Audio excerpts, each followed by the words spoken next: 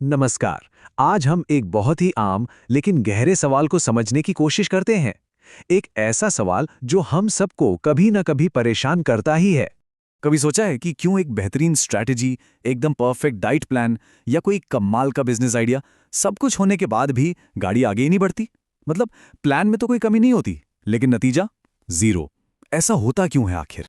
अच्छा, तो चलिए इसको एक आसान तरीके से समझते हैं। देखिए, कोई भी प्लान होता है ना, वो गाड़ी के स्टीयरिंग व्हील जैसा है। उसका काम क्या है? सिर्फ दिशा दिखाना। लेकिन गाड़ी को चलाने की असली ताकत वो तो उसके टायरों में होती है ना? और वो टायर क्या है? वो है किसी भी इंसान का माइंडसेट, उसकी इमोशनल स्टेट। अब सोचिए, अगर टायर ही पंक्चर हो तो फिर दुनिया का सबसे अच्छा स्टीयरिंग व्हील भी क्या कर लेगा?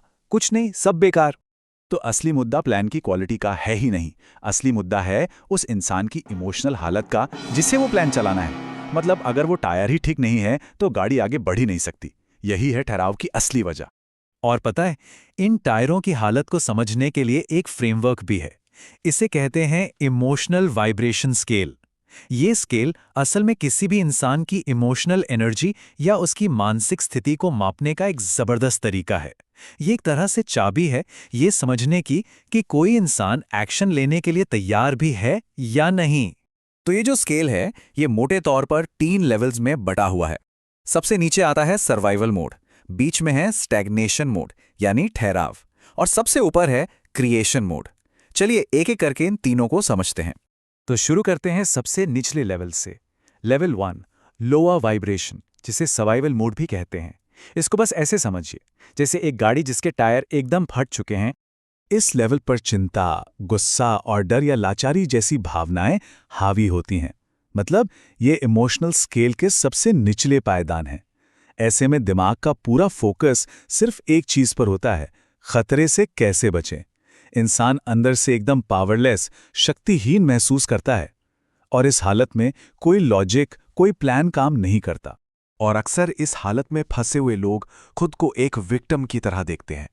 उनकी बातों में ये लाचारी साफ झलकती है, जैसे सब कुछ उनके कंट्रोल से बाहर है और सारी दुनिया ही उनके खिलाफ हो। तो ऐसे इंसान को पहचाने कैसे? कुछ बातें हैं। वो हमेशा समस्याओं की ही बात करेगा, छोटी छोटी बात पर डिफेंसिव हो जाएगा या फिर दूसरों पर इल्जाम लगाएगा। बॉडी लैंग्वेज देखें तो कंधे झुके हुए, आंखों में थकान और अक्सर नजरें मिलाने से भी बचते हैं। ठीक है, तो ये था सबसे निचला लेवल। अब जरा बीच के लेवल पर आते हैं, मिडिल वाइब्रेशन, या जिसे हम स्टैग्नेशन मोड कहते हैं। ये वो गाड़ी है जिसके टायर तो ठीक ठाक हैं, लेकिन वो बस एक जगह खड़ी है, चल नहीं रही। यहां पर संतोष, बोरियत या निराशा जैसी भावनाएं मिलेंगी। मतलब इंसान किसी गहरे दर्द में तो नहीं है, लेकिन आगे बढ़ने का जो जोश होता है ना, वो आग भी बुझ चुकी है। ये एक तरह का न्यूट्रल जोन है। यहां से गाड़ी किसी भी तरफ जा सकती है, ऊपर भी और नीचे भी। और इस लेवल का सबसे कॉमन जवाब क्या होता है? कोई पूछे कैसा चल रहा है, तो जवाब आता है, बस चल रहा है, या ठीक है। इन शब्दों में कोई एनर्जी नहीं मिलेगी, बस एक ठहराव सा महसूस होगा। इस मोड में लोग अक्सर बदलाव से कतराते हैं, काम टालने की आदत पड़ जाती है। कोई भी नया आइडिया बताओ तो वो 100 कारण बता देंगे कि ये क्यों नहीं चलेगा। कुल मिलाकर एनर्जी की कमी और एक खालीपन सा चेहरे पर साफ नजर आता है। और अब आते हैं सबसे पावरफुल लेवल पर। लेवल 3, हायर वाइब्रेशन यानी क्रिएशन मोड। ये वो गाड़ी है जो फुल स्पीड में दौड़ रही है, जहां ऐसा लगता है कि कुछ भी मुमकिन है। यहां पर आशावाद, उत्साह, जुनून और सबसे ऊपर आनंद, प्रेम या आभार जैसी भावनाएं होती हैं। इस स्टेट में इंसान अपना रास्ता खुद बनाता है और उस पर दौड़ता भी है। यहां पर वो काम करना पड़ रहा है वाली फीलिंग नहीं होती, बल्कि काम करने में मजा आ रहा है वाली फीलिंग होती है। इनकी बातों में हमेशा एक नेचुरल मोटिवेशन मिलेगा। अरे ये प्रॉब्लम है, कोई नहीं, हम इसे ऐसे कर सकते हैं। ये लोग प्रॉब्लम नहीं, सोल्यूशन की बात करते हैं। हमेशा नए आइडियाज के बारे में सोचते हैं। इन्हें पहचानना भी आसान है। ये हमेशा सॉल्यूशन और आइडियाज की बात करते हैं। दूसरों की कामयाबी देखकर सच में खुश होते हैं। अपनी गलतियों से बहुत जल्दी सीखते हैं। चेहरे पे एक अलग ही चमक होती है, आवाज में एनर्जी, और ये पूरी तरह से प्रेजेंट मोमेंट में जीते हैं। ठीक है, तो हमने सर्वाइवल, स्टैग्नेशन और क्रिएशन, इन तीनों लेवल्स को समझ लिया। लेकिन सिर्फ इन्हें पहचानना ही तो काफी नहीं है ना? असली सवाल तो यह है कि इस जानकारी का इस्तेमाल कैसे करें, दूसरों की या फिर खुद की मदद करने के लिए। और यहीं पर इस पूरी बातचीत का सबसे जरूरी सबक आता है।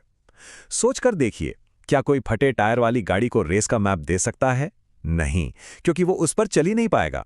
उसे मैप देना एकदम बेकार है। तो सबसे जरूरी बात यह है कि लोगों से वहीं मिले जिस लेवल पर वो हैं। हमारा मकसद एक बड़ी छलांग लगाना नहीं होना चाहिए, बल्कि एक छोटा सा एक एक कदम का बदलाव लाना है। जो इंसान डर में है उसे सीधे आनंद पर ले जाने की कोशिश करना बेकार है। पहला कदम क्या होगा? उसे डर से निकालकर कम से कम बोरियत या संतोष वाले न्यूट्रल जोन तक लाना, क्योंकि उस न्यूट्रल जोन से ही ऊपर का रास्ता खुलता है। एक बात याद रखिए, मैप तभी काम आएगा जब टायर बदले जा चुके हों। तो जाने से पहले एक सवाल सोचने के लिए छोड़ जाते हैं। अगर इस स्केल पर कोई अपनी स्थिति को देखें तो आज उसकी गाड़ी किस मोड में है? सर्वाइवल, स्टैग्नेशन या फिर क्रिएशन?